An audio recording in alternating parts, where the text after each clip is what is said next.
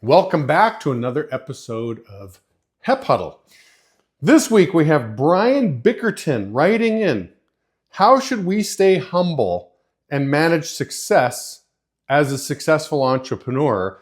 And I think this is very insightful considering Brian's just starting his journey. So I like the confidence that you're anticipating success and you want to know how to stay humble. And I think it's a very interesting question because my observation, listen, we're in an environment that thrives on praise. At every stage, we're looking to offer praise for a job well done. We buy into Ken Blanchard's Whale Done principles in his book, Whale Done. So, think about an ICL in an office. Top reps, top leaders, we're giving them praise. At our events, we parade around our most successful owners. So that's all great.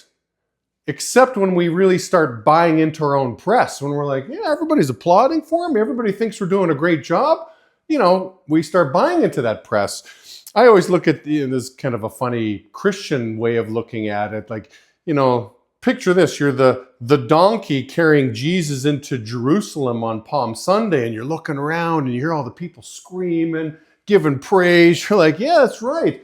In all reality, you're just the ass. You're the donkey that's carrying Jesus. People aren't praising you. So, maybe that's a good way to keep you humble, thinking of that analogy.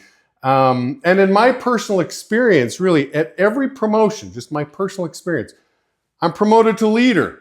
Started buying into my own press, like, yeah, I am pretty good at this. Crash and burn. I get promoted to assistant management. Yeah, I'm getting pretty good at this. I can build a crew now. Crash and burn. I get promoted to owner. Crash and burn. I get promoted to org consultant. Crash and burn. I get promoted to senior. Crash and burn. So one thing I've realized is the forecast always calls for pain. Okay? Every time I get a promotion and I really start buying into my own press, I have been knocked down time and time again. So life has a funny way of self-correcting us when we start buying into our own press. And in this particular episode, I'm going to give you 4 tips, or 4 thoughts on how to stay humble as you're going through the gauntlet, as you're, riding the roller coaster really of the business, but as you're growing and succeeding, how do you stay humble? My first thought is called humble swag. I gravitate and I look for people that have humble swag. Well, what exactly is humble swag? I think it's almost like an oxymoron, like swag. We kind of know what swag is, somebody with some confidence, and humble.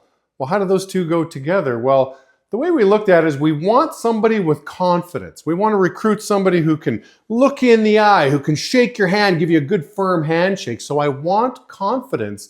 But the humble piece is the person doesn't feel the need for self-promotion, and the person doesn't feel the need to tell everyone else how great they are. They know they're good, they know they're great, but they don't feel the need to tell everybody else how good they are. It's interesting, over the years, I've worked with and interviewed people, and I've played basketball, kind of a weekly team night for many, many years. And I'll always ask people, hey, how good are you at basketball? Anytime somebody has said, hey, I'm really good, they have never been good. It's interesting. When I get somebody that, they look athletic and maybe they played college football, I'm like, hey, how good are you at basketball? I'm all right. Those guys have been beasts. They've been dunking on me. They're hard to guard. But anytime somebody feels the need to tell others how great they are, there's something lacking. There's some kind of lack of self-esteem or something like that. So don't feel the need to tell everybody how great you are. Let your actions do the talking. Keep that humble swag. My next thought might be a hard pill to swallow, but it's this. You will never be at the top. There will always be somebody ahead of you. There will be somebody who's more successful. There will be somebody who's better looking. There will be somebody who has more money. You will never make it to the top.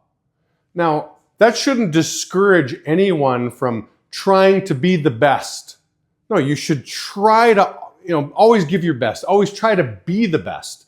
Even striving for perfection, I don't think is such a bad thing. Strive for it. Be the best at what you can be. I heard Tom Cruise recently after his Mission Impossible movie, he's being interviewed, and what's the secret to your success? And he's like, I've always made it my mission, no matter what my job is, to be the very best I'm capable of being. And so obviously producing movies, he wants to produce the best product he's capable of producing.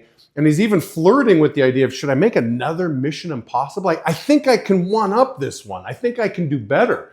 I mean, the guy's crazy. He does his own stunts, all that stuff, but it's the pursuit of perfection that he's striving for. But just understand, you will never be at the top. And the good news with this is this should keep you hungry.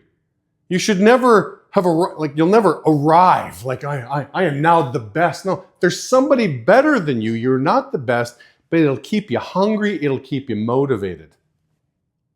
My third thought is simply this. It's a Ken Blanchard quote. Remember when I heard this, I'm like, I got to remember this one. He says, people with humility don't think less of themselves. They just think of themselves less. Right? So think about it. People with humility, they're not lacking self-esteem. Oh, this guy's humble. This person's, filled with humility. They're broken. No, they don't think less of themselves. They think highly of themselves. They just think of themselves less. They think of others more often. So maybe that'll keep you humble. Just be a servant leader. Think of others. Think less of yourself. And my final thought, got to throw a little plug in here for Grow Right. I wrote a chapter in Grow Right called Ego. And the acronym I came up with for ego is edging God out. If you think about it, people with big egos, and I can certainly reflect and think of myself, hey, there have been times in my life where I'm like, hey, I'm blessing people with my presence. I've got this big ego.